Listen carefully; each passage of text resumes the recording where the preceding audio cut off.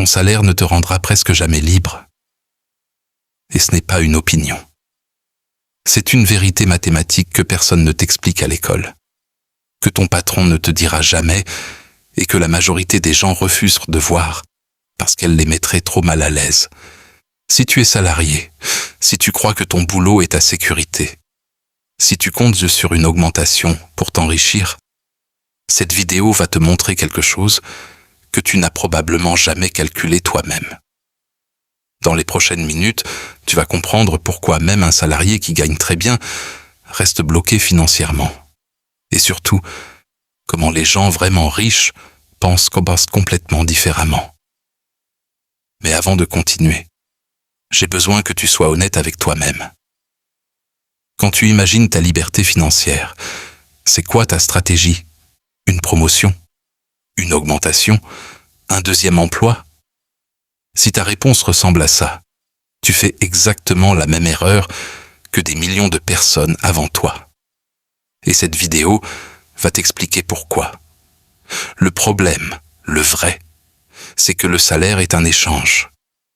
Un échange simple, transparent, honnête, mais aussi l'un des pièges les plus dangereux qui existent. Tu vends ton temps, tu reçois de l'argent, et ça recommence, chaque semaine, chaque mois, chaque année, jusqu'à la retraite. Le problème avec cet échange, c'est que ton temps est limité. Tu as 24 heures par jour. Pas 25, pas 30. Exactement 24. Et tu ne peux pas en acheter davantage, peu importe combien tu gagnes. Même si ton salaire est de 50 000 € par an, de 100 000, de 200 000, il y a une limite invisible et absolue que tu ne peux jamais franchir. La limite physique de tes heures disponibles. Et c'est là que tout se bloque. Parce que pour gagner plus, tu dois travailler plus. Et pour travailler plus, tu dois sacrifier plus. Ton temps, ton énergie, ta santé, ta famille, ton sommeil. C'est ce qu'on appelle le plafond du salarié. Un plafond que personne ne t'a dit qu'il existait, mais que tu vas frapper tôt ou tard. Les riches, eux, le savent depuis longtemps. Ils ne vendent pas leur temps. Ils créent des systèmes qui génèrent de l'argent pendant qu'ils dorment, pendant qu'ils mangent, pendant qu'ils voyagent. Et la différence entre quelqu'un qui a un salaire et quelqu'un qui a un système, elle est absolument massive. Laisse-moi te montrer, avec un exemple concret. Imagine deux personnes. On va les appeler Thomas et Marie. Thomas est salarié depuis 10 ans. Il gagne 3 500 € net par mois. Il se dit que c'est correct, que c'est stable, que c'est mieux que la moyenne. Il part au bureau tous les matins. Il fait ses 40 heures. Il rentre le soir. Il a ses congés payés, sa mutuelle, son contrat en CDI. Sur le papier, ça rassure. Mais voilà ce que personne ne lui dit. Thomas vend son temps. Chaque heure qu'il passe au bureau, il la vend. Et dès qu'il arrête de vendre ses heures, il arrête de gagner de l'argent. S'il tombe malade une semaine, il perd une semaine. S'il prend un mois de vacances non payées, il perd 3 500 €. S'il veut gagner plus, il doit travailler plus. Mais il ne peut pas travailler 4-20 heures par semaine indéfiniment. Son corps a des limites. Son cerveau a des limites. Donc son revenu a des limites. Et à la retraite, il reçoit une fraction de son salaire. Une fraction. Après 40 ans de travail. Maintenant, regardons Marie. Marie a créé une activité en ligne il y a 4 ans. Au début, elle gagnait 200 € par mois avec. Puis 600. Puis 1500. Aujourd'hui, elle génère en moyenne 3 500 € par mois aussi. Même montant que Thomas. Mais sa vie ressemble à quelque chose de complètement différent. Marie gagne cet argent grâce à un système.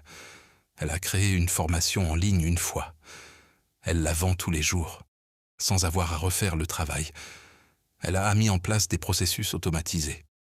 Elle a une audience qui lui fait confiance. Et ce système tourne même quand elle ne travaille pas. La semaine dernière, Marie était en vacances en Espagne. Son système a généré 1200 € pendant qu'elle se promenait sur la plage. Thomas, lui, était au bureau. Et la différence la plus importante, la voilà. Si Marie prend une pause d'1 mois, son système continue. Si Marie vieillit et ne peut plus travailler, ses actifs continuent à générer. Si Marie veut gagner le double, elle n'a pas à travailler le double. Elle améliore son système. Thomas a un emploi. Marie a un actif. Et c'est la différence entre quelqu'un qui échange son temps et quelqu'un qui a construit quelque chose. Maintenant, tu te demandes peut-être, mais moi, je ne peux pas créer une business. Je n'ai pas le temps. Je ne sais pas par où commencer. Je n'ai pas l'argent pour démarrer. Et c'est là qu'on arrive à l'erreur principale. L'erreur que font presque tous les salariés quand ils réalisent qu'ils sont coincés. L'erreur, c'est de croire que la solution, c'est une augmentation. C'est l'erreur la plus commune, la plus logique en apparence, et la plus coûteuse sur le long terme. Quand un salarié se sent bloqué, sa première réaction, c'est de demander une augmentation, ou de chercher un poste mieux payé, ou de faire des heures supplémentaires. Mais réfléchis une seconde. Si tu gagnes 3 500 € aujourd'hui et que tu passes à 4 500 demain, est-ce que tu as résolu le problème? Non. Tu as juste augmenté le prix de ton heure. Tu vends toujours ton temps. Tu es toujours plafonné. Tu es toujours dépendant de quelqu'un d'autre pour recevoir ton argent. Tu es toujours dans la même prison, juste avec une cellule, légèrement plus confortable. Et le pire dans tout ça, c'est que quand tu gagnes plus, tu dépenses plus. C'est ce qu'on appelle l'inflation de style de vie. Ton appartement devient plus grand, ta voiture devient plus chère, tes vacances deviennent plus luxueuses. Et à la fin du mois, tu as exactement le même problème qu'avant. Pas assez d'argent pour être vraiment libre. La vraie solution, elle n'est pas dans une augmentation. Elle est dans un changement de façon de penser et d'agir. Et cette solution tient en 3 points très précis. Écoute bien. Point numéro 1. Accepte d'abord la réalité telle qu'elle est. Le salaire n'est pas une stratégie de richesse. C'est un revenu échangé contre ton temps.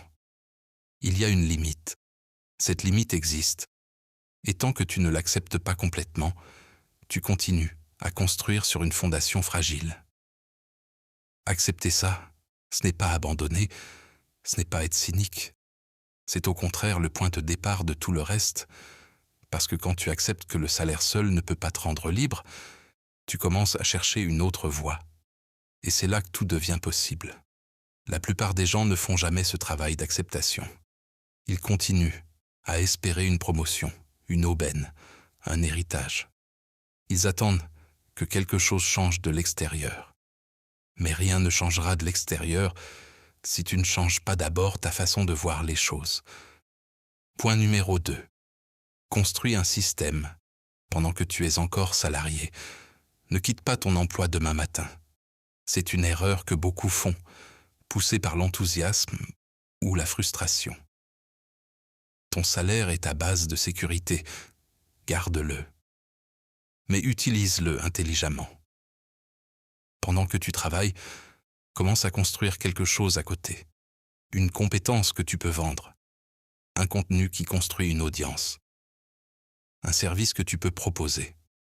Un produit numérique que tu crées une seule fois et que tu peux vendre infiniment. Une expertise que tu partages. Ce que tu fais ici, c'est exactement ça. Tu partages une expertise sur YouTube. Tu construis une audience. Et chaque vidéo que tu publies est un actif. Un actif qui peut générer des vues dans 1 an, dans 2 ans, dans 5 ans, sans que tu aies à le refaire. Même si tu génères 200 € par mois au début avec ce système, c'est une victoire. Parce que tu as prouvé quelque chose de fondamental. Tu peux créer de la valeur sans être payé à l'heure. Et ça, c'est le début de tout. Point numéro 3. Apprends à protéger ton temps comme si c'était ta ressource la plus précieuse, parce que c'est exactement ce que c'est. Les gens qui réussissent à construire quelque chose en parallèle de leur emploi ne sont pas des surhommes. Ils ne dorment pas 3 heures par nuit. Ils ne travaillent pas 18 heures par jour. Mais ils ont appris à dire non. Non aux distractions. Non aux activités qui ne rapportent rien. Non aux heures gaspillées devant des contenus qui ne les font pas avancer. Ils choisissent 3 actions décisives par jour. Pas 30, pas 20, 3. Et ils les font avant tout le reste. Avant de regarder leur téléphone, avant de répondre aux messages, avant de se laisser aspirer par l'urgence du quotidien. Si tu appliques ces 3 points, quelque chose va changer dans ta tête d'abord. Et dans ta vie ensuite, pas en une semaine, pas en un mois. Mais progressivement, tu vas commencer à voir les choses différemment. Tu vas commencer à construire quelque chose qui t'appartient vraiment. Et maintenant, je vais te poser une question directe. Une question à laquelle je veux que tu réfléchisses honnêtement. Est-ce que tu avais vraiment compris, avant cette vidéo, que ton salaire avait une limite physique absolue? Est-ce que tu avais vraiment réalisé que travailler plus dur ne résoudrait pas le problème fondamental? Est-ce que tu t'étais déjà demandé ce qui se passerait si, demain matin, tu ne pouvais plus aller travailler? Si ces questions te font quelque chose, si tu ressens quelque chose en ce moment, c'est que tu es en train de voir quelque chose que beaucoup de gens autour de toi ne voient pas encore. Et c'est exactement pour ça que cette chaîne existe. Pas pour te donner des conseils génériques, pas pour te dire de travailler sur toi-même avec des formules vides, mais pour te montrer, semaine après semaine, comment penser différemment.